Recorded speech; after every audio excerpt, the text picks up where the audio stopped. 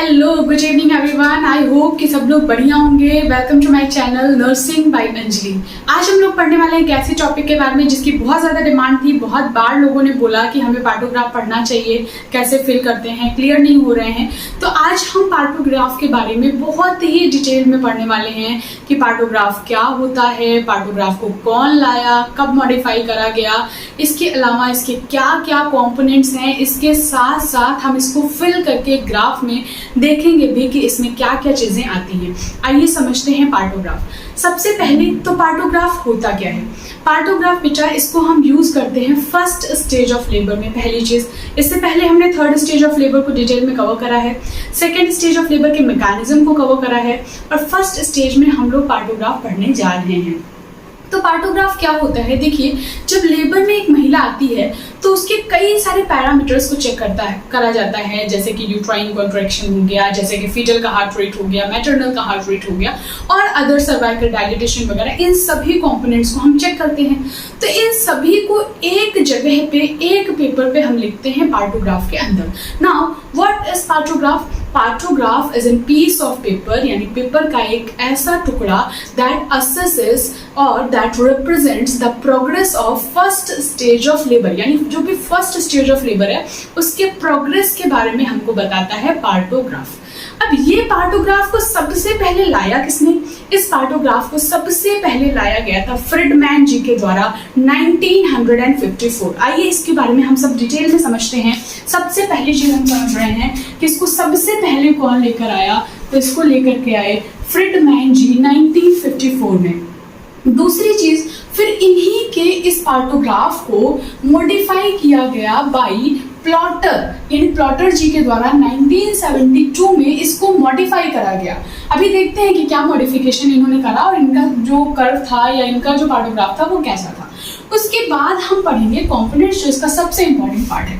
अब सबसे पहली चीज देखिए, जो फ्रीडमैन जी थे उनमें उन्होंने जब दिया तो उन्होंने क्या इंक्लूड करा था, जो लेबर का फर्स्ट स्टेज है, हमें पता है कि जो फर्स्ट स्टेज ऑफ लेबर होता है उसमें लेटेंट फेज, एक्टिव फेज और ट्रांजिशन फेज, ये तीन फेज आते हैं। तो इन्होंने किसको किसको इंक्लूड करा था, एक तो लेटेंट को करा और दूसरा एक्टिव को करा। ठीक है, ये दो चीजों को इन्होंने इंक्लूड करा, लेटेंट को और एक्टिव को।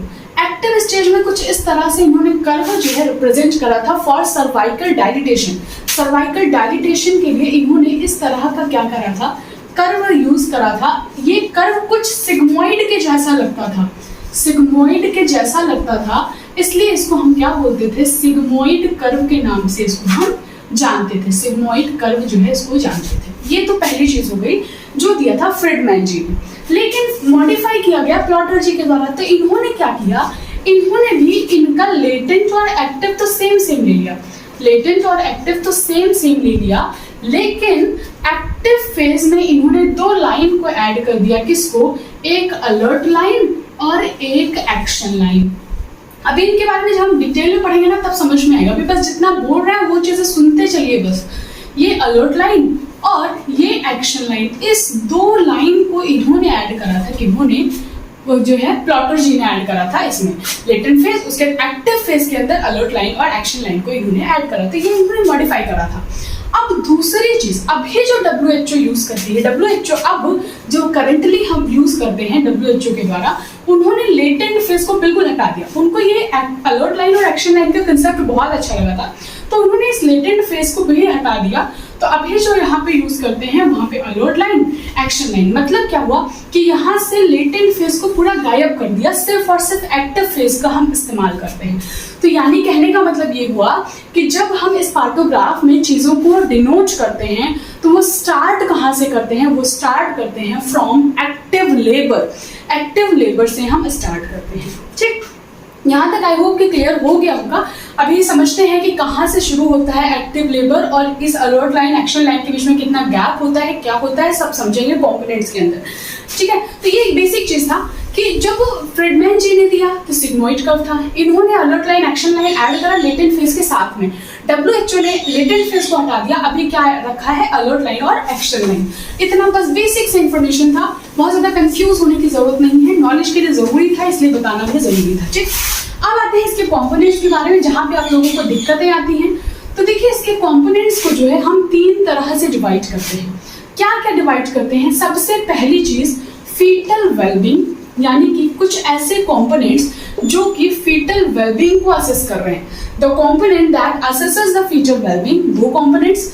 दूसरी चीज ऐसे components that assesses the progress of labour, यानी लेबर के प्रोग्रेस को असेस कर रहा है। और तीसरी चीज एक ऐसा कंपोनेंट जो असेस कर रहा है किसको? मैटरनल वेलबींग को। मैटरनल वेलबींग यानी कि बच्चा ठीक है उसके लिए कुछ कंपोनेंट्स दिया गया है, लेबर किस लेवल तक प्रोग्रेस हुआ है उसके लिए, और मैटरनल वेलबींग के लिए। तो आई विल सजेस्ट कि इसको समझने के पहले अगर आप सभी के पास पार्टोग्राफ का कोई सा भी इमेज है तो उसको अपने सामने रखिए, तब ये ज्यादा अच्छे से समझ में आएगा। अभी हम पढ़ेंगे भी उसके बारे में इमेज के थ्रू, लेकिन अभी यहाँ समझ लेते हैं। देखिए, अब पहली चीज आता है फीटल वेलबींग। तो फीटल वेलबींग के अंदर आप देखेंगे पार्टोग्राफ के अंदर दो चीजें हम करते हैं, एक तो FHR that is foetal heart rate, और दूसरी चीज हम करते हैं लिक्वर यानी कि एमनियोटिक फ्लूइड। ठीक, पहली चीज FHR, दूसरी चीज लिक्वर। अब ये जो फीटल हार्ट रेट है इसको हम कैसे डिनोट करते हैं? इसको हम डॉट से डिनोट करते हैं। पहली चीज ध्यान रखिएगा, अभी आगे हम भरेंगे तो काम आएगा। इसको हम डिनोट किससे करते हैं? डॉट से करते हैं। और कितनी देर में हम इसको असेस करते हैं? 30 मिनट में करते हैं। मतलब मान लो कि अभी अगर 7 बज रहा है तो 7 बजे हमने करा, फिर हम 7:30 बजे करेंगे, फिर 8 बजे करेंगे, फिर 8:30 बजे। तो हर आधे घंटे में हम फीटल हार्ट रेट को असेस करते हैं इन एक्टिव लेबर। ठीक, उसके बाद दूसरी चीज आता है लिक्विड। लिक्विड जिसको हम एमनियोटिक फ्लूइड बोलते हैं, या ये इसमें क्या करते हैं कि मान लो कि जो कोई भी विमेन है, कोई भी लेडी है, अगर उसका मेम्ब्रेन रप्चर हो गया है, जो एमनियोटिक फ्लूइड का जो मेम्ब्रेन है वो मेम्ब्रेन अगर रप्चर हो गया है तब तो हम R से डिनोट करते हैं। और अगर रप्चर नहीं हुआ है, इंटैक्ट है, मतलब अभी वैसे का वैसा है, तो I से डिनोट करते हैं। ये बहुत इंपॉर्टेंट है, प्लीज नोट, हमें ये सब काम आने वाला है आगे, इसलिए हम यहीं पे क्लियर कर ले रहे हैं। लिक्विड को I से डिनोट करते हैं अगर इंटैक्ट है तो, और अगर रप्चर है तो R से। अब दूसरी चीज, मान लो रप्चर है और रप्चर होने के बाद जो एमनियोटिक फ्लूइड है बिल्कुल क्लियर है। क्लियर का मतलब कि उसमें कोई भी कंपोनेंट्स हमको नहीं देखने को मिल रहा है, क्लियर है, तो उसको हम C से रिप्रेजेंट करते हैं। अगर मान लो कि इसमें मिकोनियम है, मिकोनियम कलर थोड़ा सा ग्रीनिश आ रहा है, तो उसको हम M से डिनोट करते हैं। और अगर मान लीजिए ब्लड स्टेन्ड है, यानी इसमें ब्लड है, तो उसको हम क्या डिनोट करते हैं? B से डिनोट करते हैं। ये इतनी चीज FHR फीटल हार्ट रेट कब हम असेस करते हैं? हर 30 मिनट में करते हैं। कैसे रिप्रेजेंट करते हैं? डॉट से रिप्रेजेंट करते हैं। एमनियोटिक फ्लूइड अगर मेम्ब्रेन इंटैक्ट है तो I, रप्चर है तो R, रप्चर है अगर क्लियर है तो C से, अगर मिकोनियम स्टेन्ड है तो M से, और अगर ब्लड स्टेन्ड है तो फिर B से। तो ये तो हो गया फीटल वेलबींग के लिए। अब दूसरी चीज आता है प्रोग्रेस ऑफ लेबर। तो प्रोग्रेस ऑफ लेबर के लिए हम क्या क्या चीजें देखते हैं? सबसे पहली चीज देखते हैं cervical dilatation. Cervical dilatation check करते हैं। ध्यान रखिए, जो सर्वाइकल डायलिटेशन को हम चेक करते हैं वो 4 घंटे में करते हैं, 4 आवर्ली करते हैं, 4 आवर्ली करते हैं, और इसको रिप्रेजेंट करते हैं हम क्रॉस से। इसको रिप्रेजेंट किससे करते हैं? क्रॉस से करते हैं। दूसरी चीज, इसी में हम डिसेंट ऑफ हेड भी देखते हैं। Descent of head, descent of head और सर्वाइकल डायलिटेशन को एक साथ एक ही जगह पे देखा जाता है। डिसेंट ऑफ हेड कल मैंने जब आप लोगों को मैकेनिज्म ऑफ लेबर बताया था, उसमें भी बताया था कैसे हम देखते हैं। देखो कि मान लो ये पेल्विस है, ये आपका शियर स्पाइन है, इस शियर स्पाइन को हम 0 मानते हैं, इसके ऊपर गए तो -1, -2, -3, -4, -5, इस तरह से -5 तक रहता है। और यहाँ पे है तो +1, +2, +3, +4 और +5। जैसे जैसे ऊपर है तो माइनस में, नीचे है तो प्लस में, इस तरह से होता है। तो जब हम रिप्रेजेंट करते हैं तो वैसे ही करते हैं, 0 नीचे होता है और हम यहाँ से देखते हैं कि अभी कहाँ पे -4 पे, कोई उससे नीचे आएगा तो -3, -2, और फिर उसको हम मिलाते हैं। ठीक, तो ये हो गया डिसेंट ऑफ हेड। अब तीसरी चीज हम प्रोग्रेस ऑफ लेबर में देखते हैं यूट्राइन कॉन्ट्रैक्शन को।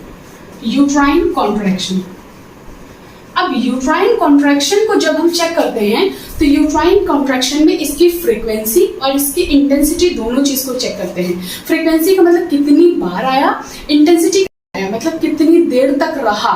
ठीक, तो वो हो गया इंटेंसिटी। तो अब यूट्राइन कॉन्ट्रैक्शन को बहुत ध्यान से समझिएगा बेटा, इसको फिल करने में हमें बहुत हेल्प मिलने वाली है। ठीक है, अब देखो यूट्राइन कॉन्ट्रैक्शन में हमने देखा कि जैसे मान लो कि अभी हम गए महिला के पास, उसमें हमने क्या किया कि उसका यूट्राइन कॉन्ट्रैक्शन हम असेस करने जा रहे हैं। तो पहली चीज जो यूट्राइन कॉन्ट्रैक्शन है इसको हम 30 मिनट में करते हैं, 30 मिनट में करते हैं फॉर 10 मिनट, यानी कि हर 30 मिनट में करते हैं और 10 मिनट के लिए करते हैं। ठीक, ये यूट्राइन कॉन्ट्रैक्शन को असेस करने के लिए। अब मान लो कि हमने अभी चेक करा, चेक करने पे हमको पता चला कि 10 मिनट के अंदर महिला को कितने यूट्राइन कॉन्ट्रैक्शन है, 3।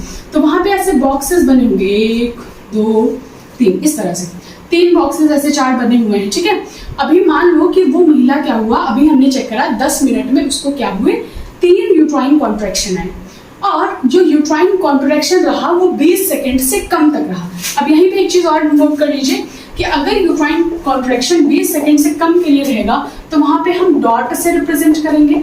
अगर 20 से 40 सेकेंड तक रहा तो वहां पे हम ऐसे लाइनिंग से करेंगे।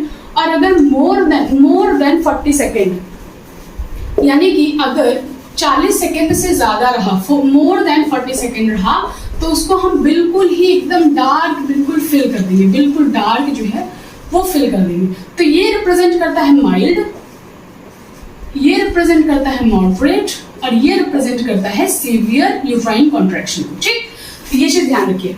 अब हमने चेक करा, पहले जब महिला आई तब चेक करा 10 मिनट के लिए, तो उसको हमें 3 कॉन्ट्रैक्शन देखने को मिला और कॉन्ट्रैक्शन 20 सेकेंड से कम तक रहा। तो वहां पे हम इस तरह से 3 बॉक्स भरेंगे, क्योंकि 3 कॉन्ट्रैक्शन है। और कैसा भरेंगे, क्योंकि माइल्ड है, 20 सेकेंड से कम है, तो डॉट डॉट भर देंगे। ठीक है, ऐसे ही फिर दूसरा हमने बनाया।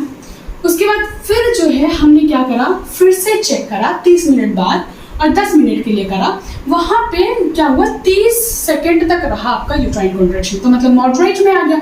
मॉडरेट में आ गया तो इस तरह से हम लाइन में करेंगे और मानते हैं कि वहां पे जो है वहां पे भी 3 कॉन्ट्रैक्शन हमको देखने को मिला, लेकिन इंटेंसिटी ज्यादा थी। उसके बाद हम एक और बॉक्स बना लेते हैं, और इसमें क्या हुआ कि हमने फिर से चेक करा 30 मिनट में, तो अब जो यूट्राइन कॉन्ट्रैक्शन रह रहा है वो 60 सेकेंड यानी 40 सेकेंड से भी ज्यादा आ गया, तो यानी सीवियर है। सीवियर है तो कहने का मतलब अब ये बहुत ज्यादा है, और इस टाइम पे हमको 4 यूट्राइन कॉन्ट्रैक्शन देखने को मिले, तो हम 4 बॉक्स भर लेंगे क्योंकि 4 मिले। और सीवियर है तो इसको बिल्कुल ब्लैक से हम क्या कर लेंगे, भर लेंगे।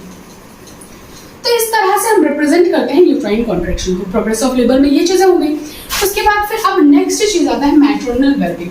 तो मैटरनल वेलबींग में हम क्या चेक करते हैं, मैटरनल वेलबींग में हम बीपी चेक करते हैं, बीपी के अलावा पल्स चेक करते हैं, पल्स के अलावा आपका टेम्परेचर चेक करते हैं, और यूरिन चेक करते हैं कि यूरिन में प्रोटीन वगैरह तो नहीं है, ये सारी चीजें। ठीक, तो बीपी चेक करा, पल्स चेक करा, टेम्परेचर चेक करा। याद रखिए बीपी और पल्स को 4 घंटे में चेक करते हैं, बीपी और टेम्परेचर को 4 घंटे में चेक करते हैं, और पल्स को 30 मिनट में करते हैं।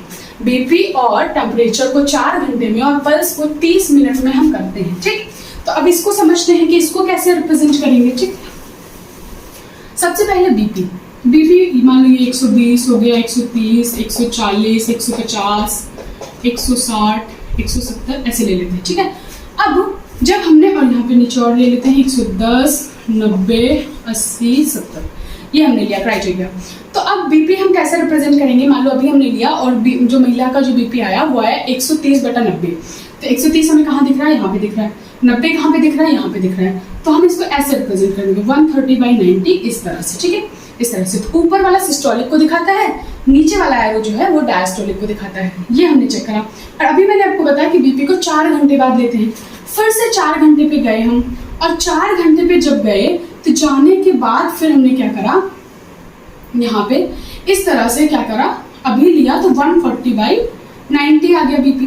तो इसका मतलब 140 सिस्टोलिक हो गया, 90 आपका डायस्टोलिक हो गया। तो इस तरह से बीपी को रिप्रेजेंट करते हैं। तो बीपी को रिप्रेजेंट करने के लिए इस तरह से हम एरो का यूज करते हैं। और पल्स देखते हैं हम, तो पल्स भी इसी लाइन में होता है। पल्स हमने देखा जब इस टाइम पे, तो यहाँ पे क्या था, 80 पे था, फिर से 30, क्योंकि इसको हम 30-30 मिनट पे करते हैं। उसके दोबारा करा तो यहाँ पे था, फिर से यहाँ पे था। तो इन डॉट्स को ऐसे मिला देते, जैसे हम फीटल हार्ट को जो है चेक कर रहे थे, फीटल हार्ट रेट को, वैसे ही हम यहाँ पे मैटरनल जो है पल्स को भी चेक करते हैं।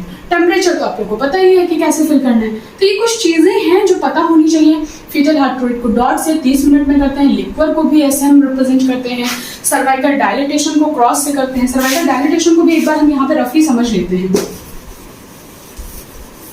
देखिए देखिए सर्वाइकल डायलिटेशन में मान लो 1 2 3 4 5 6 ऐसे है, ठीक है।